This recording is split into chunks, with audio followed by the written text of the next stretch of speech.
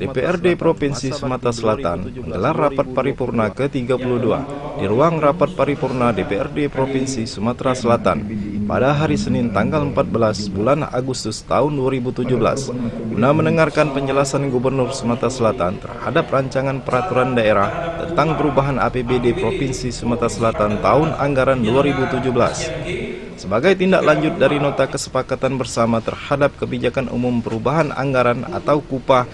serta prioritas dan plafon anggaran sementara perubahan atau PPASP APBD Provinsi Sumatera Selatan tahun anggaran 2017 yang telah ditandatangani pada tanggal 11 Agustus 2017 lalu. Pembicaraan tingkat 2 dengan agenda penyampaian laporan hasil pembahasan dan penelitian komisi-komisi DPRD Provinsi Sumatera Selatan serta permintaan persetujuan dari anggota secara lisan oleh pimpinan rapat paripurna,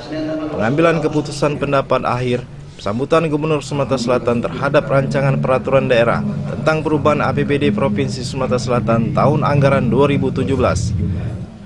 Untuk memberikan kesempatan kepada praksi-praksi DPRD Provinsi Sumatera Selatan mempersiapkan tanggapan, pandangan dan pendapatnya, rapat ke-32 tentang pembicaraan tingkat pertama akan dilanjutkan pada hari Senin tanggal 21 Agustus 2017 pukul 9 waktu Indonesia Barat. Reporter Suryadinata, kamerawan Hotman Perizal dan Firdaus, tvsumsel.com mewartakan.